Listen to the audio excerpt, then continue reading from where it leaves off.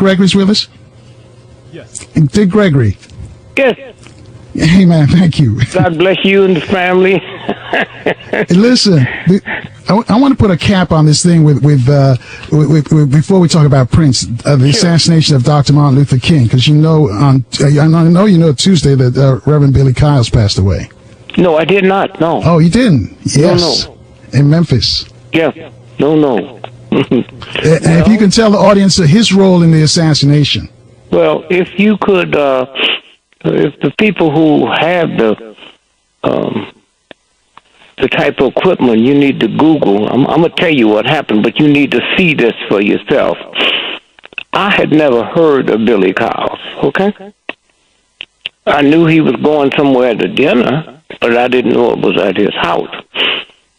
Then a black man, Reginald Eves, became police chief of Atlanta. So Reginald called me and he said, man, I need to talk to you one day. And I said, well, I can fly in, today. We can meet today. And so he said, man, how can I tell you how much I love you and how much people love you and the information you have? But I just thought everything you were saying about King was wrong.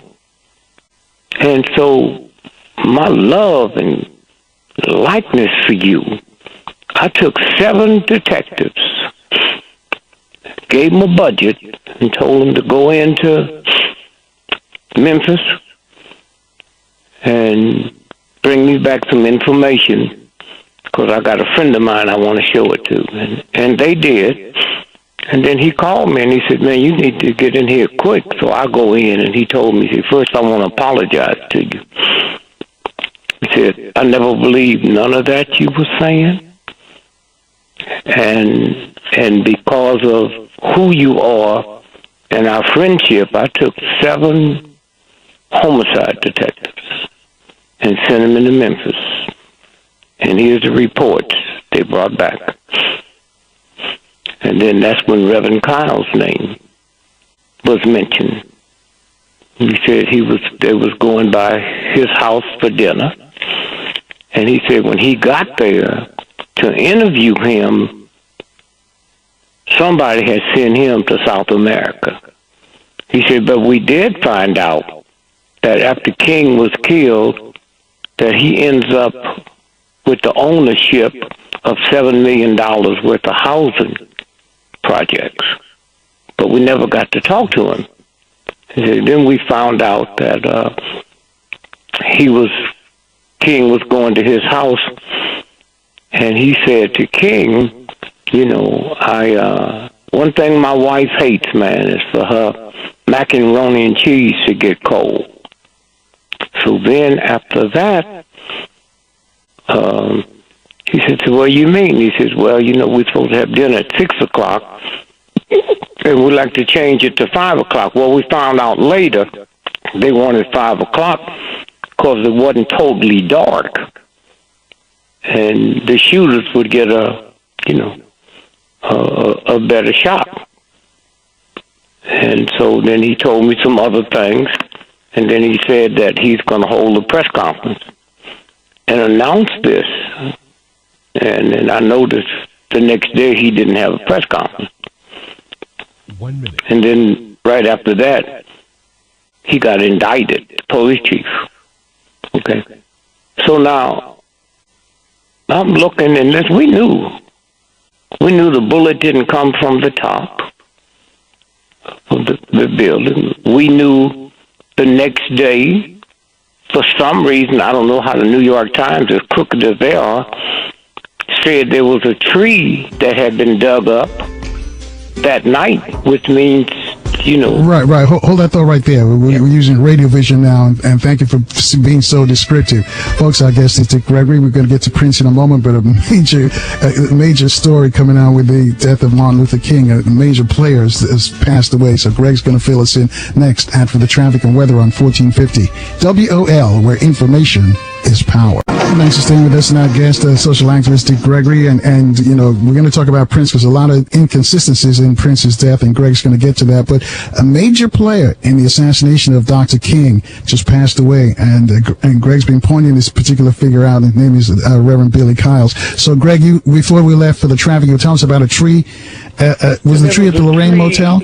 That was in the way that it came from the second floor. It would have been impossible. The New York Times, the day after, which was April the 5th, the New York Times, you know, gave the article, had an article about a tree was missing and how they'd gone in there and cleaned up the grounds and everything. This was the mayor and the trash department. So now to get back to, so I had no idea. I did know this. I went in and then interviewed people. Now, when the shot rang out, now first, this Lorraine Hotel wasn't nothing but a flop house. All this crap they talking about, it was nothing where you had a woman and stayed a certain amount of time, and because the law said that you can't rent a hotel room out for, you know, a few minutes. It had to be for 24 hours. So what they would do, that long before the assassination, you would pay $10 for the room and $25 rental of the key. So knowing when you got ready to leave the room, you're going to turn the key in and get your $25 back, so they know that room was available. And so that's all it was a flop house. And behind it, it was an old trashy white flop house. Behind that, same grounds. And so what happened is we went down and we interviewed different people. There was a cab driver named, we called him cab driver 56, name was Phillips. And he said he'd heard, he thought it was a car backfiring. So he got out of his cab.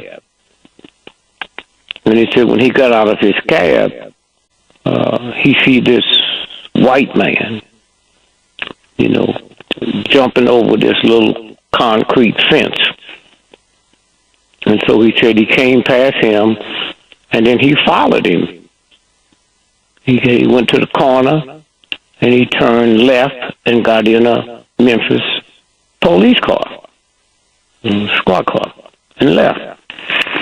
So we had this information, and then 2 days later, Phillips ends up dead. They said he was so depressed over King being killed, because at the time he didn't know it was King, which he didn't. He didn't even know if it was a shot until he saw this white boy. He said so he was so depressed. Now, who's saying he's so depressed that he jumped off the bridge and committed suicide? Okay. Now, we keep pressing and looking, not knowing nothing about Reverend Kyles. This happened years later. Now, what Reverend Kyles would do, every April the 4th, he would hold the remembrance of King on that day. And that was his hustle. And people would come in from all over. So he would also promote it. He would leave and go to places 100-mile radius. And his thing was he was the last person to be with King alive. It was three of them, Abernathy, Kyle, and King. They had dinner together in the room. And so he's the one that told the world that he picked up the pack of cigarettes that King had. Well, those was close to it, knew King would smoke every now and then, but he ain't never bought a pack. You know, he just mooched them from people. So he said he has it. So then I didn't pay that much attention to it, but I realized that he was setting that up to sell it one day for big money. It's the last thing King had in his hand. He dropped it when he was shot. So now he was doing his regular hype on April the 4th, King's festivities. And so he was in he was in Jackson, Mississippi, where they had just elected the first black mayor. So James Orange, who was one of King's right-hand people, dedicated, and he was the Union connections.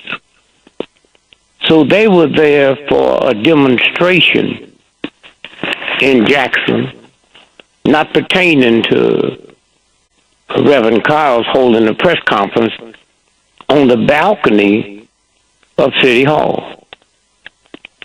So he was there, in some kind of way he slipped, and he said, I was the last person to be with King. Now, Abernathy, the story goes, he came out on the balcony, but remembered he forgot to put his aftershave lotion on.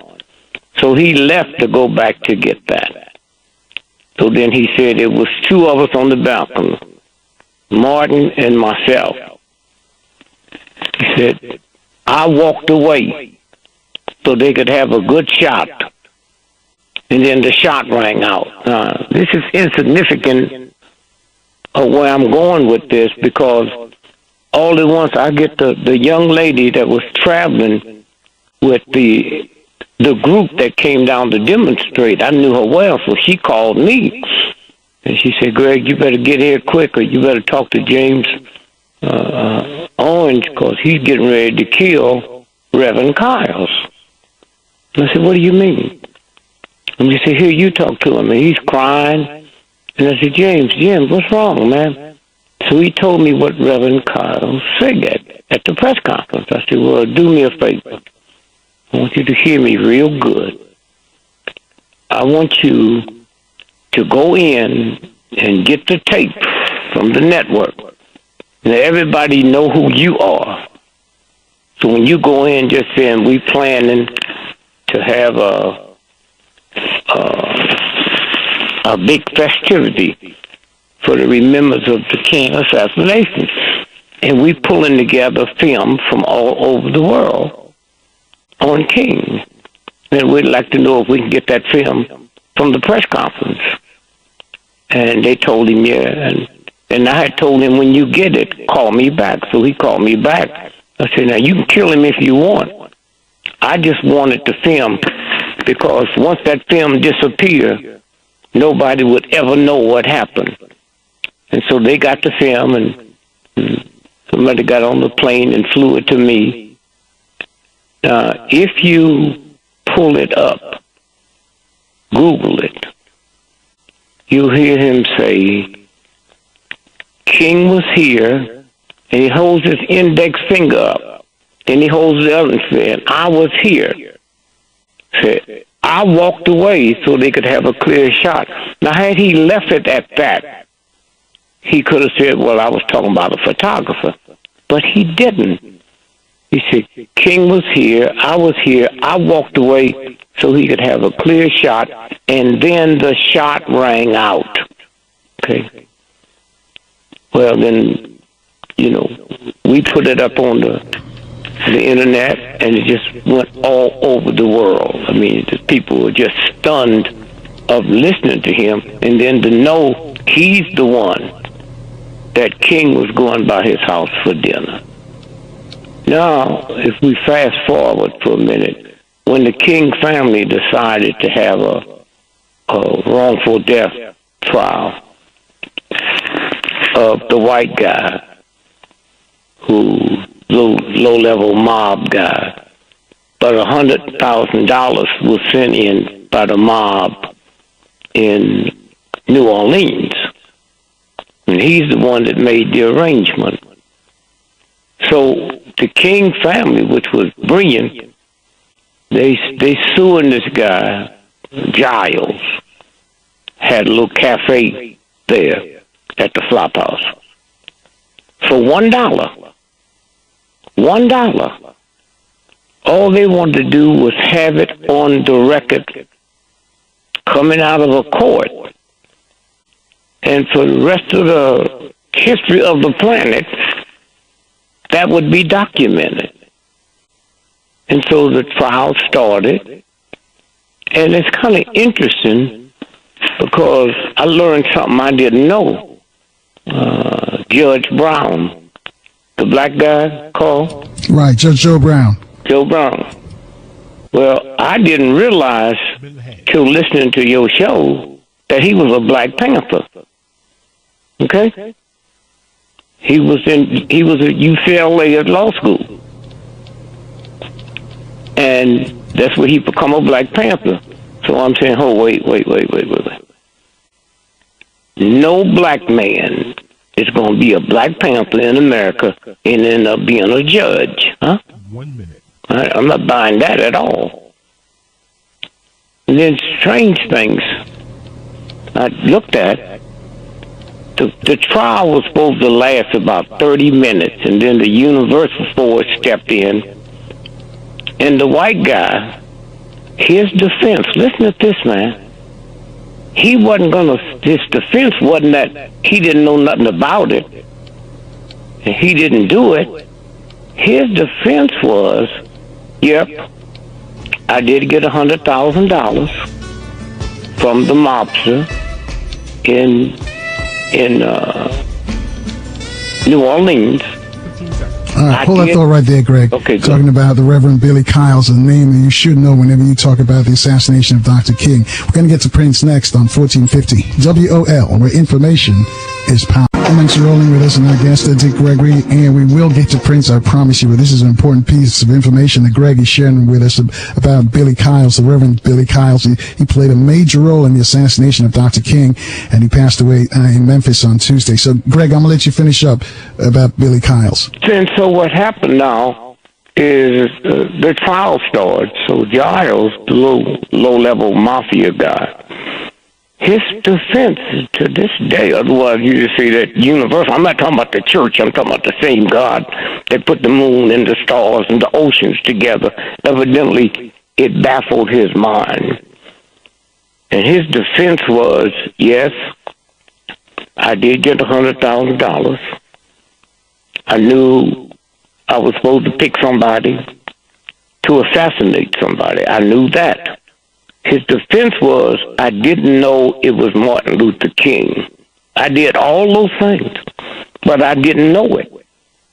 So you all can't say that I put up the money through some other connections to have King killed because I didn't know that's what they was going to. That was the defense. I couldn't believe it.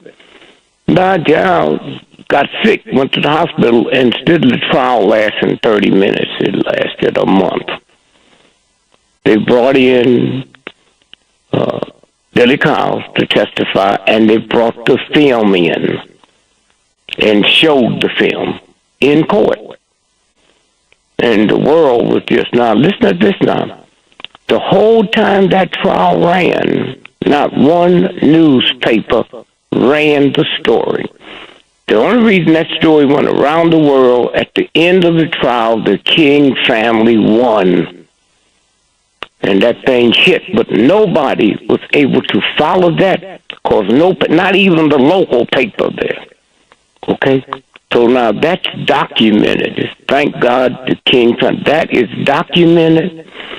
And just not the whole thing with Billy Kyles. You got the white boy testifying through his lawyer that he did pay $100,000 of mob money. Now that's government money funneled through the mob, and so that's how that went out, and it was just so incredible. Now let me just throw another piece in here.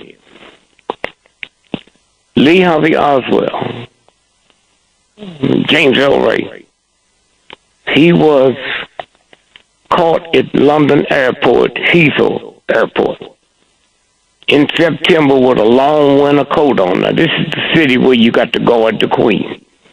So he's arrested. Now, that's how clever they are. He's arrested by Scotland Yard. So the whole world says Scotland Yard arrested, but he wasn't arrested for killing King. he was arrested for jailbreak. He was in the Missouri State Penitentiary in Jeff City, Missouri. Never before he escaped, and never after have anybody ever escaped from the Missouri State Penitentiary. So now, let me tell you the strange thing that happened. The guy, it goes all the way back to the case where the U-2 plane was shot down. And Gary Francis Powers. Gary Francis Powers. And the guy who, when America negotiated the number one spy in the history of the planet, was a Russian guy named Abel. We had him in jail. So they negotiated a deal.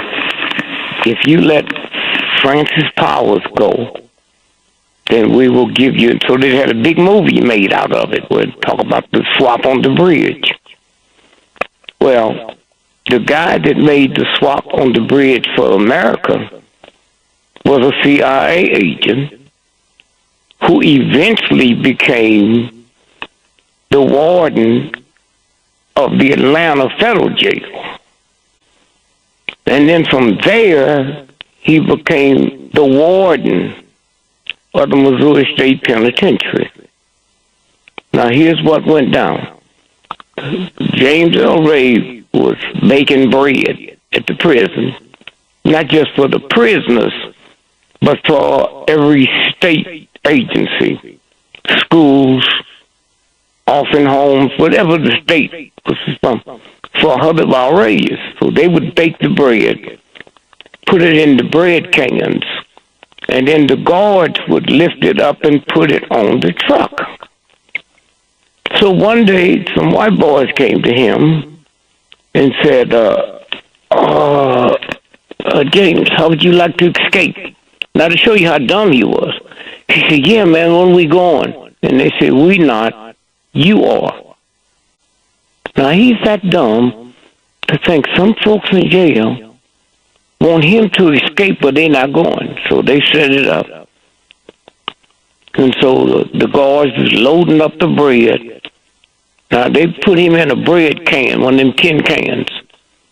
And them guards didn't know the difference between bread and a human body. So now he's in the truck. Truck takes off from the jail. He gets out the truck, and the truck's doing about 80 miles an hour. So he said, wow, man, I'm really in trouble. I can't jump out this truck at 80 miles an hour. So all at once the truck pulled over and came off the road in a weeded area. A weeded area. And stopped. And he get off the truck and hide in the bushes until the truck leaves. So then he walks up to the highway, and what's the guy, the white boy that played in White Man Can't Jump? Woody Harrelson. Harrison. Well, his daddy wasn't involved. His daddy was Raoul, one of the three tramps that was up on the viaduct shooting at President Kennedy. It was E. Howard Hunt, Frank Sturgis, and the code name for his daddy was Raoul. So he's walking down the highway, and here come Raoul driving. And he pulls over, hey, Dad, can I give you a lift? And he said, yep. So he gets in the car. And he says, what are you doing? He said, oh, nothing, just out here walking. He said, what kind of work you doing? He said, none, I'm looking for a job. He said, what kind of job you looking for? He said, anything, man.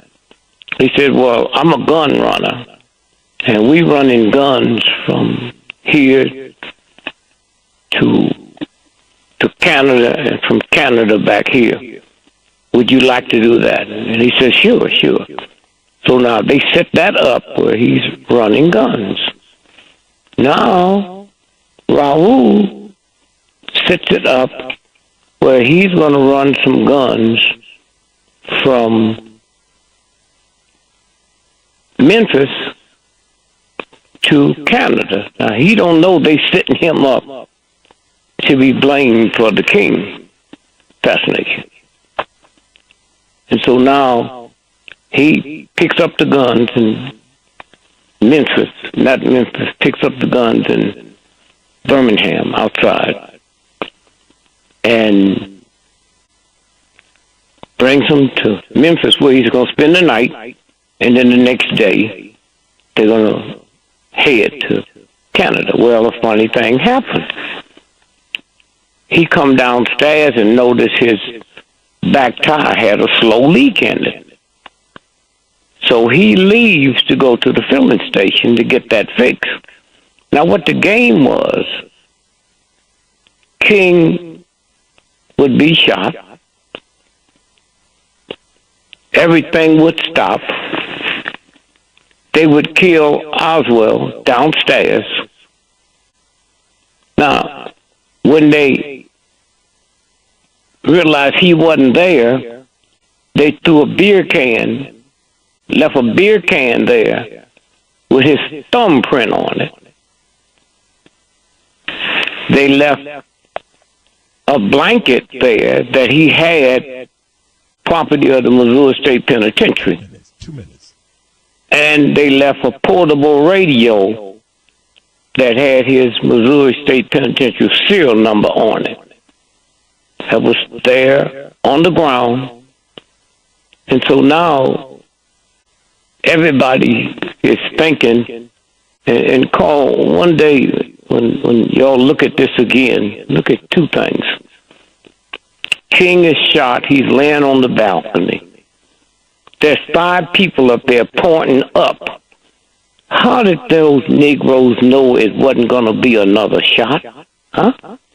How you got the beloved King on the ground and none of you is over him saying, "Are you all right, champ?" Nobody's crying. 5 people pointing the wrong way. Okay? Now, a man runs out the bathroom. It had nothing to do with the shot. The shot come from the ground. Matter of fact, me and a couple of people on the radio show interviewed the boy's brother who was one of the shooters. This was years later. And so meanwhile, he runs past this woman, Grace Stevenson, snaggletooth, no educated, can't read, can't write, white woman. Been living there. Greg, hold that thought right there, because we got to take another break. And we come back, we need to get the Prince. We need you to take us to Prince. Folks, stay tuned. As I tell you, this is interesting information, the death of Billy Kyles, one of the major players in the assassination of Dr. King. 800-450-7876. Get you on to speak to Dick Gregory. Calls next on 1450 WOL, where information is power. And thanks for rolling with us and our guest, Dick Gregory. I just want to remind you that poli-sci Professor James Taylor is going to be with us later. We're going to talk politics. Also, the attorney at war, Alton Maddox, is going to join us in the next few days. So tell your friends to keep it locked right here on 1450 WOL. Discussing, and I promise you're going to get to Prince. So, Greg, I need you to wrap it up about Billy Kyles. The story that I'm about to tell you is more important than the Prince. All right. But we'll do that next week. I'm going to tell you a story about an old snaggletooth white woman who couldn't read or write. And when they came in there because they found out that Britain had only arrested him for jailbreak, and in order for them to bring him back for the assassination of King, this white woman had to be the one that says she saw him fire, and she didn't. Now, quickly, and we'll go into that later. So detectives came by with the FBI and told her husband, said, "Where's your new Cadillac?" He said, "What do you mean?" This common law guy. And when we checked the records, in 20 years, he had beat her up so bad 19 times she had to go to the hospital with broken, fractured bones. This is this woman. And then when they told the husband that, his wife saw the guy that killed King and there's a reward out for like $1 million, it'd probably go up to 10 million. He said, so he went up there to get her to tell him what they wanted. And she said it wasn't him, and he beat her up there with the cops downstairs. Now, to close this, and we'll go back to it later, when the detectives came by 2 days later with the FBI, and I'm sure the CIA, and said, Grace Stevenson, get your hat and coat. So she got it. And they drove her 40 miles away from Memphis to a mental hospital. Now, if you run the mental hospital, you're a doctor there, you would have no reason back then to believe that the FBI and homicide cops would lie on this white woman. And they said she has these hallucinations. She believes she witnessed the king killing, and she's suicidal. And they checked her in that hospital. 11 years later, me and Mark Lane and a group of people went by there to see if we could sneak her out. Y'all to hear this. I didn't go because I said to them white boys, I said, if you get caught, I'm going to be the one to get the electric chair.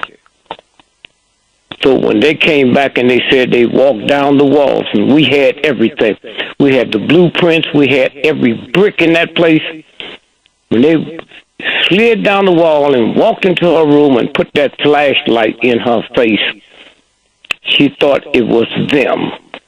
And she said, I'm going to tell you now what I told you back then. That's not the man. And I want you black folks who think you so hip, who think you got so much going for you and think you going to heaven somewhere, think about this white woman.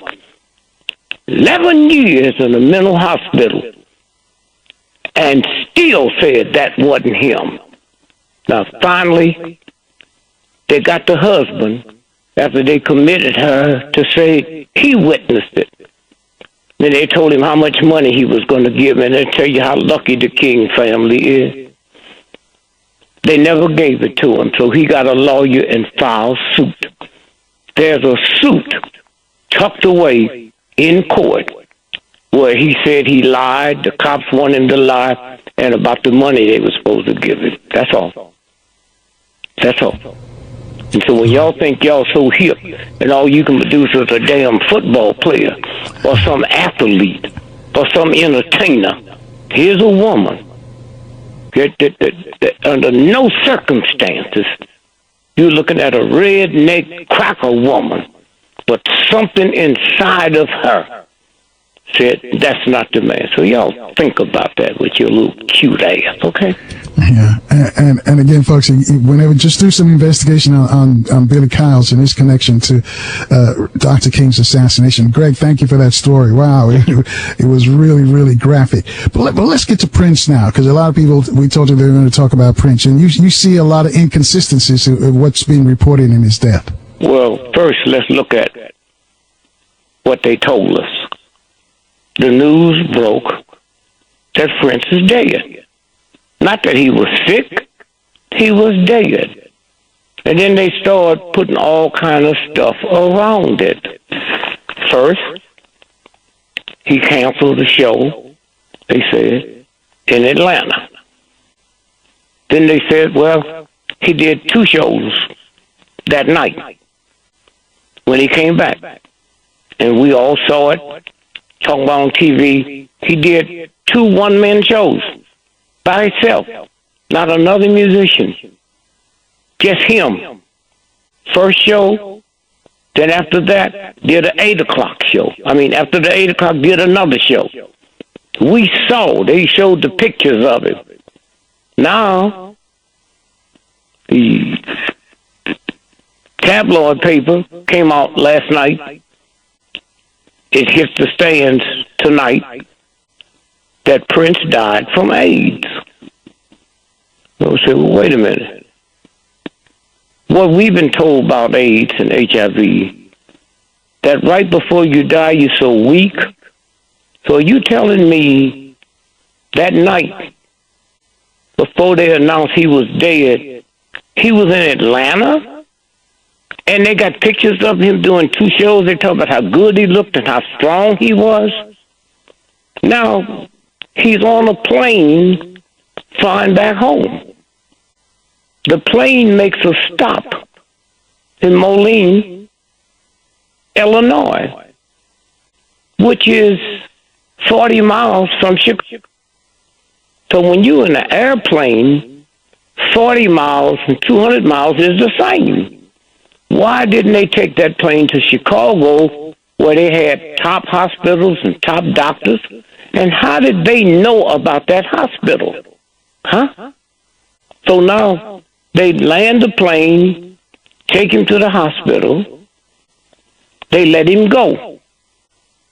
They said, we don't have a private room. Now, shoot, if he's that sick, then why wasn't he traveling with somebody? How come we haven't heard who he was traveling with to the hospital? How come we haven't heard who came back home with him from the hospital? Now, let's look at this real good. The next day after we announced he's dead, and they announced that he had stopped at the hospital, how come there wasn't press people from all over the world in that little town trying to get an interview? Even if people didn't want to talk, they would be there. And how come somebody didn't go and make sure the hospital didn't give him the wrong medicine? When you think about malpractice, how come that never happened? Now, how come we don't know nothing about that hospital? We don't know if he was ever in there or not. Now, let's look at the plane. Now, I called a friend of mine, and I said, what kind of information you got on the plane? I'd like to know the movements, and if I can't come there, I'll send somebody over to Europe to get it. Well, here's what happened. If you look at the plane, erratic, how fast it was making a dive. How fast? Well, why wouldn't somebody assume that it's terrorists? Why wouldn't somebody alert airports all over the world that something's happening, even if they didn't know? Let me tell you something now.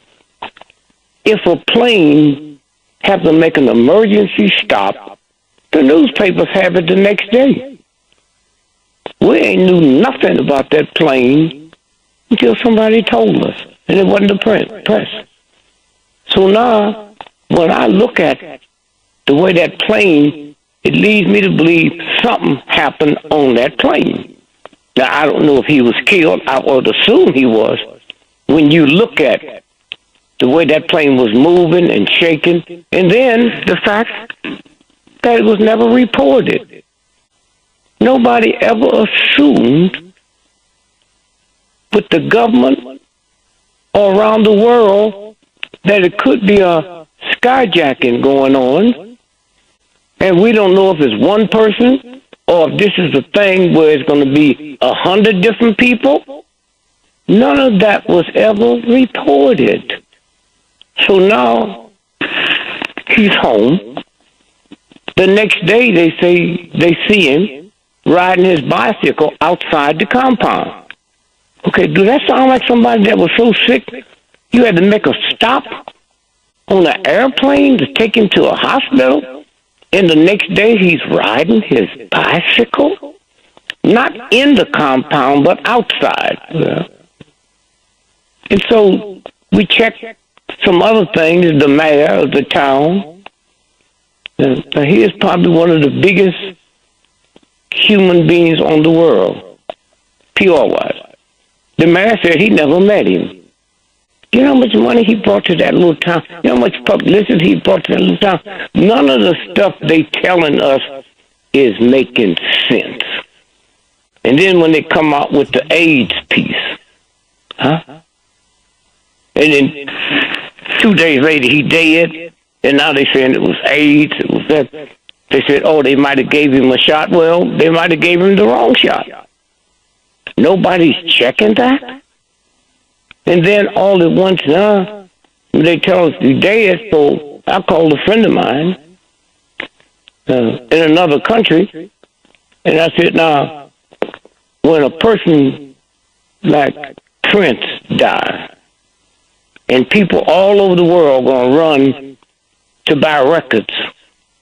How many weeks do you have to have ahead of time to stack up those stores with records? Now, we noticed, we saw people buying his records all over the world, and we didn't have nobody say, we went into the record shop and wasn't none there. How did somebody know to stack those records? Stores are all over the world before something like this happened. And so then when you sit and you look at, we found out that they cremated him before they gave him the autopsy. I know that, but the New York Times don't know it, okay? Now, his sister okayed it, so she need to be talked to. Who are you? And then the one that's just outrageous. Say, this is one of the brilliant minds in the world. But so stupid he didn't have a will? Huh? Listen to me now. They say, oh, he's a private person. He was private. He had a bicycle. He didn't make that. Huh? He had a piano. He didn't make that. He wrote his music on paper. He didn't make that.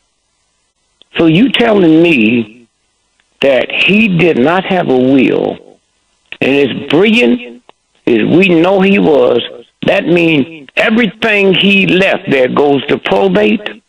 Huh? You got old black folks, man, ain't never been to school. Have their cousin or somebody come out of high school and write up a will, and all you got to do is get it notarized.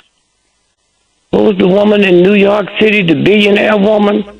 Hated her family so bad, she left her $1 billion to the dog. So hang on a sec, Greg. We got to take another break here. Folks, I tell you, Greg said there's a lot of inconsistencies surrounding the death of Prince. What are your thoughts? 800-450-7876. Come back with Dick Gregory next on 1450 WOL, where information is power. So we're going to get to poli-sci Professor James Lance Taylor momentarily, but we're still with Dick Gregory, pointing out some discrepancies in the death of Prince. Greg, I'm going to let you finish up what you were saying before we left for the break.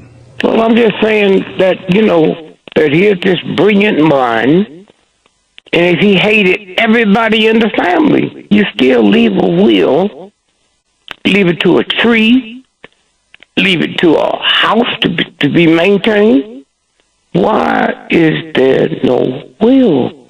Which means everything he has now goes into probate. I'm not about to buy that, and that's the way they do. I never. Well, Greg, let me interrupt you and tell you that. Have you heard the latest? Is some guy who came out says Prince is his daddy. That he was a product of a one-night stand with his mom and Prince. So he's throwing his hat in the ring to get some of that cash as well.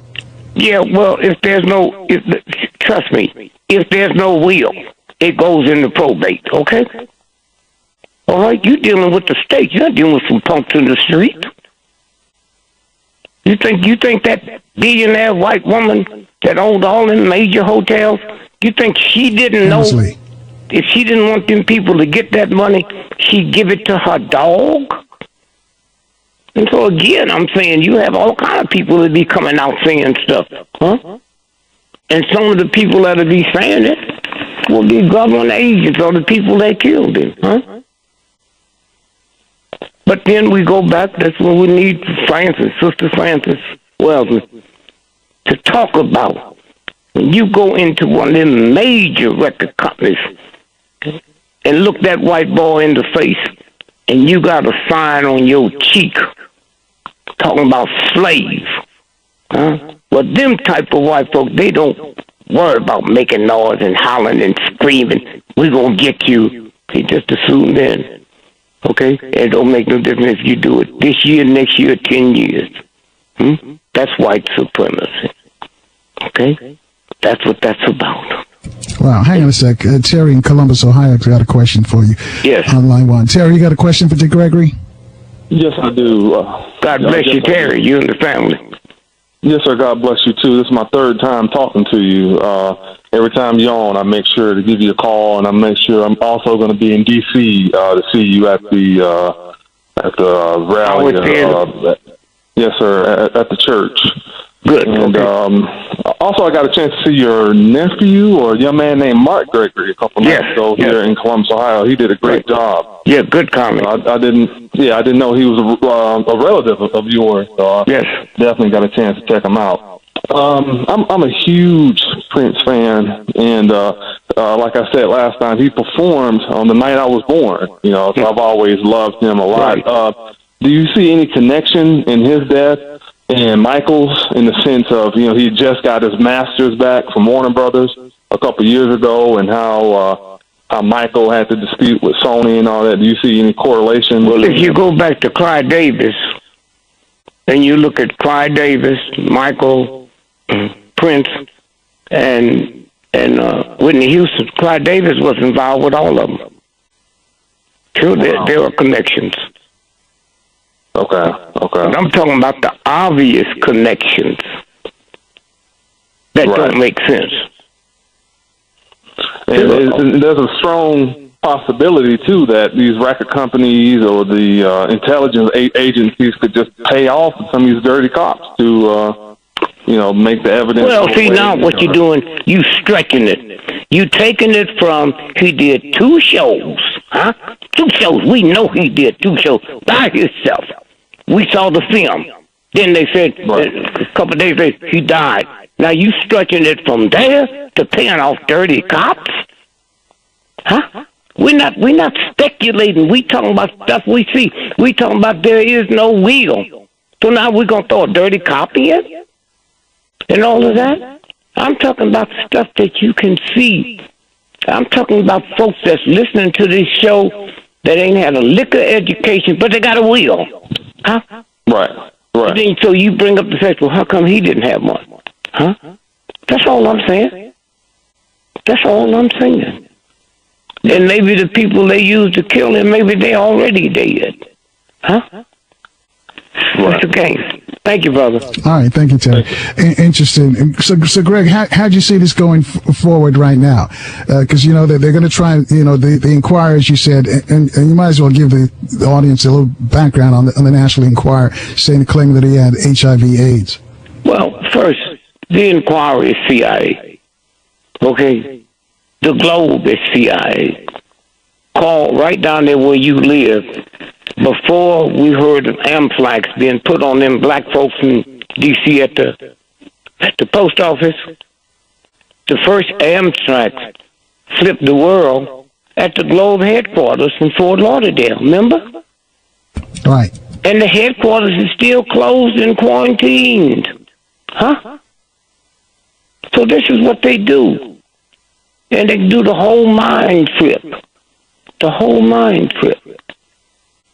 But there's more stuff beginning to come out now because of shows like this, because of all these internet shows, huh? Things is beginning to come. You make one phone call, and, hey, I need to know this here. I'll call you right back, huh? That's where we are. All this stuff we talking about, NBC can't figure this out. ABC can't figure this out. No. I don't know where to go. They've already done what they want to do, huh? They've already done. He's dead. Okay? No will. We got what we want. So y'all can sit and talk about it and blame anybody you want to blame for it. He's dead. And all of that stuff that he left. I mean, if you got that kind of money, why wouldn't you leave the money for the upkeep? They said he got records. He did so many records. For the next 100 and some years, he can bring out one every day. Well, how come you didn't leave an overseer of that to make sure that the temperature's right, to make sure that the heat and the cold don't mess up that prop? How come you didn't do that? No, it's a whole lot of stuff. But the main thing is, it's over. I mean, they got him. And the rest of y'all that think y'all gonna come in here and tell us what to do, it ain't the first time that something like this happened. Cook? What's his first name? Sam Cooke? Sam Cooke, same thing. And they made like it was some transvestite and some woman that got into a fight and all of that. And then you had what's it sitting on the dock of the bay? What's his name? Otis Redding. Otis Redding said that the white folks will no longer control black music. In another week, my company will be ready. And 3 days later, he died in a plane wreck. So this ain't the first time.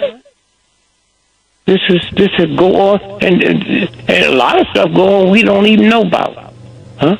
This is the game. What's his name that owned Beach Nut Baby Food? You remember the guy? No, I don't know who owns that. Yeah, yo, come on, you know him. You know him, the guy. I probably know him. I can't make the connection. The guy from Baltimore. Oh, you talking about Reggie Lewis? Reggie Lewis. Now let me tell you a story. They announced Reggie Lewis. You knew he owned Beach Nut Baby Food, huh? Did you know that? He bought it. No, I know he owned a lot of stuff, but go ahead. No, well, he did not own Beach Nut Baby Food. He owned Beach Nut Baby Food International. That's third world, okay? $6 billion. So when me and my friend check it out, just his credit. 6 months before he bought Beach Nut Baby Food International, he was turned down for a Rolls Royce because of bad credit. Now 6 months later, he got $6 billion somewhere to buy International.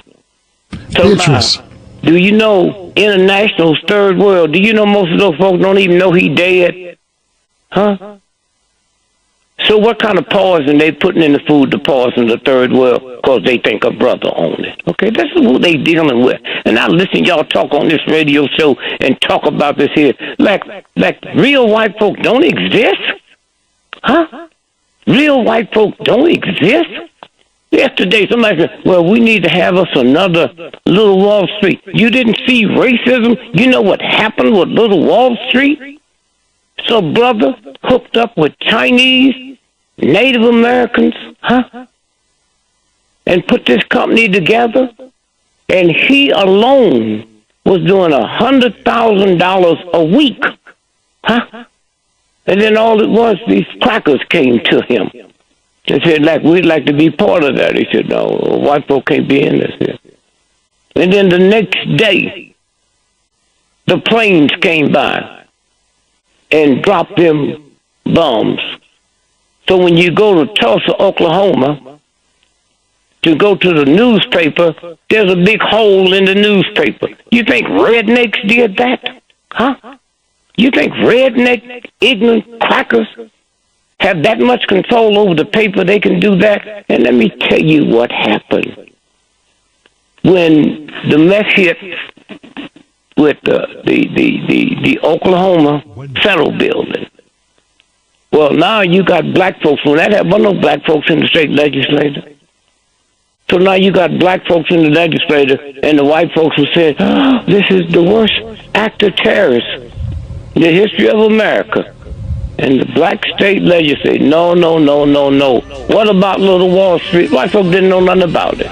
Right. Greg, we got to let you go because we got to run. We got to take a traffic break. But thank you for that information about Prince and also Billy Kyle's his involvement in the King assassination. Thank you. Coming up next, Professor James Lance Taylor. 800